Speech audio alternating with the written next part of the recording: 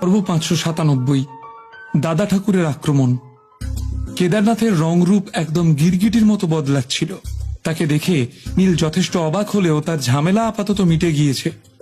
অজানা অচেনা জায়গায় এর চেয়ে বড় উপকার আর কি হতে পারে। না হলে নীল এই উটকো মেয়ে আর তার সঙ্গীদের বেশ ভালো মতন শিক্ষা দিয়ে দিত। তবে কেউই যেটা খেয়াল করলো না সেটা হলো যাওয়ার আগে মেয়েটা বারবার নীলের দিকে তাকাচ্ছিল, বিশেষ করে গাড়ির ওই নাম্বার প্লেটটার দিকে যেটাতে নীল এখন বসে রয়েছে। ওদিকে ক্যাম্পিং ইভেন্টের অফিসে তখন নবাব গুহর সঙ্গে দাবা খেলায় মেতে উঠেছেন ভরত মৌলিক। খেলা বেশ জমে উঠেছে।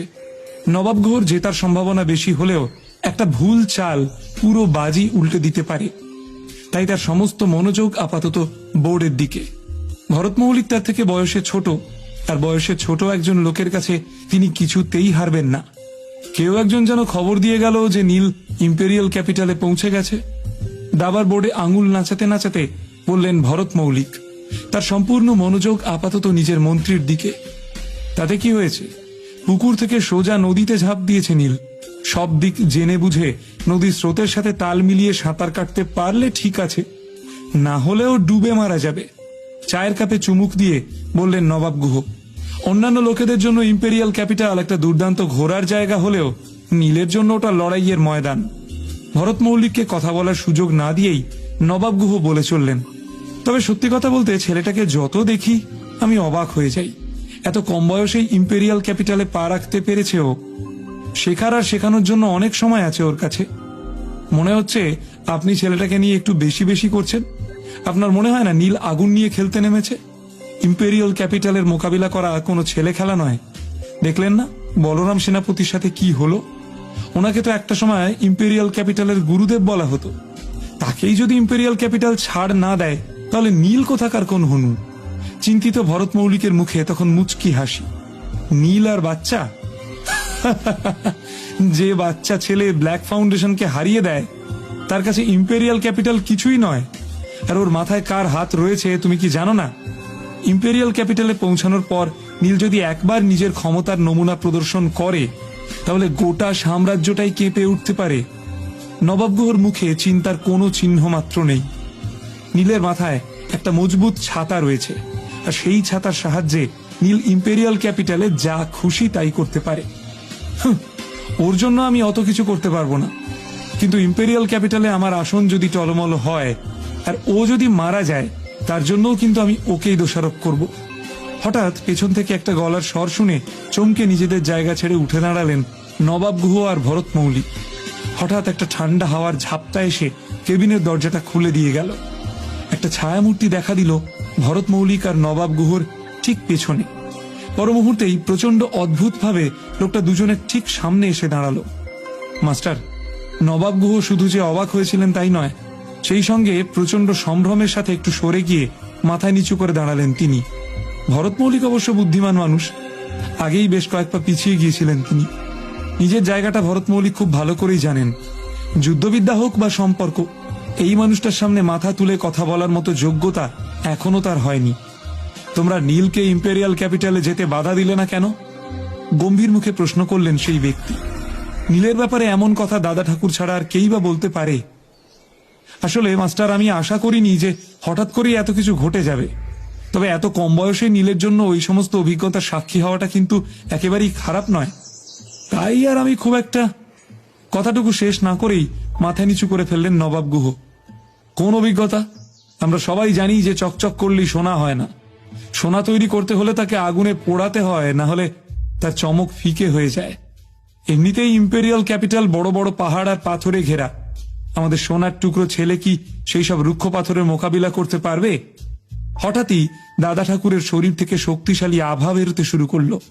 সেই শক্তিশালী আভার তেজ সহ্য করতে না পেরে চাপা আর্তনাদ করে উঠলেন নবাব গুহ। নিজের জায়গায় যেন একদম বরফের মতো জমে গেলেন তিনি। দাদা ঠাকুরের কথার কোনো উত্তর দেওয়ার সাহসটুকু পর্যন্ত হলো না তার। তবে নবাব গুহর থেকেও খারাপ অবস্থা হলো ভরত মৌলিকের। খুব শিগগিরই পিছিয়ে গেলেও শক্তিশালী আভার তেজে তার দম বন্ধ হয়ে এলো। শরীরের ভেতরে ভরত মৌলিকের এক অদ্ভুত যন্ত্রণা অনুভব হলেও মুখে তিনি কোনো শব্দ করলেন না। তবে নবাব গুহ আর ভরত মৌলিকের শক্তির তফাৎ অনেকটাই। নিজের মাপ বুঝে কাজ করা উচিত। এই সামান্য কথাটাও কি এখনো তোমাদের শিখিয়ে দিতে হবে? এত কম বয়সী ছেলেটাকে এত কঠিন একটা পথের দিকে তোমরা ঠেলে দিলে, তাও আবার আমার অনুমতি ছাড়াই। ভগবান ভাবতে শুরু করেছো নাকি? একটু আগেই দাদা ঠাকুর বলছিলেন যে নীলকে নিয়ে তার কোনো চিন্তা ভাবনাই নেই। নীল বাঁচলো না মরলো তাতে তার কিছুই যায় আসে না। আর এখন তার গলাতেই নীলের জন্য চিন্তা একেবারে ঝরে ঝরে পড়ছে। মাস্টার, পরিস্থিতি হয়তো ততটাও জটিল নয় যতটা আপনি ভাবছেন। নীল আপনার শিষ্য কিনা তা দিয়ে কিছুই বিচার করা হবে না। আমি বরং নীলের নিরাপত্তার জন্য এক্ষুনি কাউকে একটা ওখানে পাঠাচ্ছি।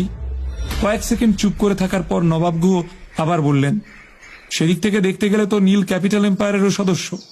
বলরাম সেনাপতি নিজে ওর জন্য ওখানে গিয়েছেন। ছেলেটা যে একলা পড়ে রয়েছে তেমনটা তো নয়। তাছাড়া আমি শুনেছি যে সম্রাট অশোকের সাম্রাজ্যের কয়েকজন বিশেষ যোদ্ধাও সমস্ত রকম নিরাপত্তা নিশ্চিত করার জন্য ইম্পেরিয়াল ক্যাপিটালেই নিজেদের আস্তানা গেড়েছে। নবাব গুহর মাথায় এই মুহূর্তে যে কটা কথা আসছিল সে সমস্তটাই দাদা ঠাকুরের সামনে তুলে ধরলেন তিনি। তা বলে হড়বড়িয়ে নয়, অনেকটা ভাবনা চিন্তার পর বেশ শান্ত গলায় সমস্ত কথা বুঝিয়ে বললেন তিনি। আবার এমনটাও হতে পারে যে দাদা ঠাকুরের শক্তিকে যথেষ্ট ভয় করেন নবাব গুহ। হয়তো তিনি ভাবছিলেন যে নীলকে হঠাৎ পাঠিয়ে দেওয়ার কারণে দাদা ঠাকুর তার উপরে চড়াও হবেন। তাই দাদা ঠাকুরের মাথা ঠান্ডা করার জন্য একের পর এক প্রবোধ দিয়ে যাচ্ছিলেন তিনি। মাস্টার, আমি জানি যে অন্তত আমার একটা কথার সঙ্গে আপনি সহমত হবেন। আমাদের প্রোফাউন্ড রিয়েলমে নতুন প্রজন্মের যোদ্ধাদের মধ্যে নীলই কিন্তু সব থেকে যোগ্য। সে আপনি যেদিক থেকেই ওকে বিচার করুন, নীলের মতো ছেলে আর দ্বিতীয়টি নেই। ও নিজে সাহস করে একা ইম্পেরিয়াল ক্যাপিটালে যাওয়ার সিদ্ধান্ত নিয়েছে, এটাই তো উত্তম যোদ্ধার লক্ষণ। তাছাড়া আরো অনেকেই গোপনে ওর খেয়াল রাখার জন্য ওখানে উপস্থিত। তাই কোন রকম দুর্ঘটনা ঘটার সম্ভাবনা প্রায় নেই বললেই চলে। মনের আশঙ্কা মনেই চেপে রেখে দাদা ঠাকুরকে যতটা সম্ভব নিশ্চিন্ত করার চেষ্টা করলেন নবাব গুহ। তুমি নিশ্চয়ই বুঝতে পারছো যে এখানে তোমার আবোল তাবোল বকবক শুনতে আমি আসিনি। হাত দুটোকে পেছনে করে দাঁড়িয়ে রইলেন দাদা ঠাকুর। তার গলার স্বর এতটুকু নরম হলো না। মাস্টার, আমি জানি যে আপনি এখানে আমাকে বকাঝকা করতেই এসেছেন, তবে আমি কিন্তু আপনাকে কোনো রকম অজুহাত দিচ্ছি না। আমি শুধু এটুকুই বলতে চাইছি যে ঠিক আর ভুলের তফাৎটা আমি করতে জানি, আর সেটা আপনিও জানেন। আমি এটাও জানি যে নীলের তাড়াহুড়ো করে সিদ্ধান্তটা নেওয়া ঠিক হয়নি বটে, তবে সবকিছু তো আর আমরা নিয়ন্ত্রণ করতে পারি না। নবাব গুহ নিজের পুরো কথা শেষ করার আগেই হাওয়ায় হাত ঘোরালেন দাদা ঠাকুর। একটা গাছের পাতা পর্যন্ত নড়ল না। কেউ কিচ্ছু বুঝতে পারল না যে দাদা ঠাকুর ঠিক কি করতে চলেছেন। হঠাৎ দাদা ঠাকুরের শরীর থেকে এক ভয়ঙ্কর শক্তিশালী আভা বেরিয়ে এসে একেবারে বিপর্যস্ত করে তুলল নবাব গুহকে। তিনি সেই ভয়ানক শক্তি সহ্য করতে না পেরে ছিটকে গিয়ে দেওয়ালে একটা জোরদার ধাক্কা খেলেন। ধাক্কা খেয়ে নিয়ে যেতে পড়তেই মুখ দিয়ে রক্ত বেরোতে শুরু করলো তার। মিস্টার গুহ, ঘটনার আকস্মিকতায় হতবাক হয়ে গিয়েছিলেন ভরত মৌলিক। নবাব গুহর শারীরিক অবস্থা পরীক্ষা করতে সাথে সাথে সেদিকে এগিয়ে গেলেন তিনি। দাদা ঠাকুর কি করে এমন অদ্ভুত কাণ্ডটা ঘটালেন ভাবার মতো সময় এই মুহূর্তে তার কাছে ছিল না। তবে দাদা ঠাকুর নিজের জায়গায় ঠায় দাঁড়িয়ে রয়েছেন দেখে বেশ অবাক হলেন তিনি।